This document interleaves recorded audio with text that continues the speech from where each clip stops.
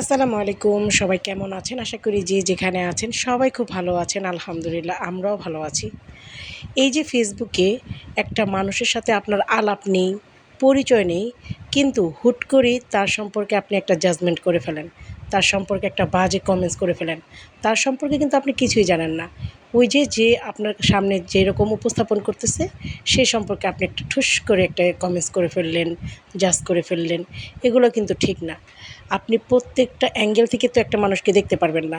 একজনকে না চিনে তার সম্পর্কে ব্যাড কমেন্টস করে আপনি আপনার কেমন ব্যক্তিত্বের পরিচয় দিচ্ছেন আমি জানি না।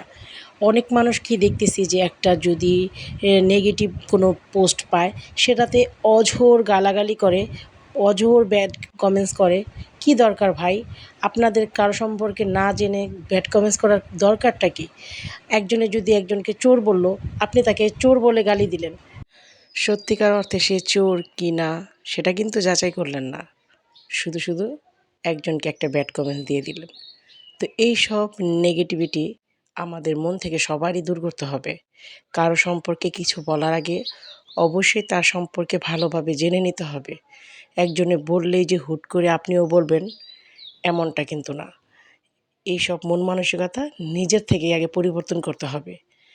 তো সর্বপ্রথম আমরা মনে করি আগে নিজেদের পরিবর্তন করব।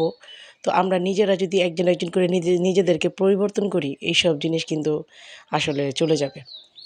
তো কারো সম্পর্কে না জেনে কথা বলাটা একেবারেই উচিত না। এগুলো আল্লাহ পছন্দ করে না, আর বান্দা তো দূরের কথা। তো সবাই এই জিনিসটা অবশ্যই ফলো করবেন। আমি আমাকেও বলতেছি, শুধু আপনাদেরকে না, যে আগে সব কিছু যাচাই বাছাই না করে কারো সম্পর্কে জাজমেন্ট করব না, কারো সম্পর্কে ব্যাড কমেন্টস করব না, কারো সম্পর্কে খারাপ কথা বলব না। তো আল্লাহ আমাদের সবাইকে হেদায়েত দান করুক, নেক পথে চলার তৌফিক দান করুক। আর অবশ্যই এইসব কী বলে, এটা এক ধরনের গীবত, কিন্তু এসব গীবত থেকে দূরে রাখুক। তো আপনারাও এসব কাজ থেকে বিরত থাকবেন, কারণ একজনকে অপরাধী না হয়েও যদি তাকে অপরাধী বলা হয় তার মনে যে কী পরিমাণ কষ্ট হয় সেটা যে এসব ফেস করেছে সেই জানে। তো সবাই ভালো থাকবেন আর এসব কাজ থেকে বিরত থাকবেন, না জেনে কাউকে জাজমেন্ট করবেন না।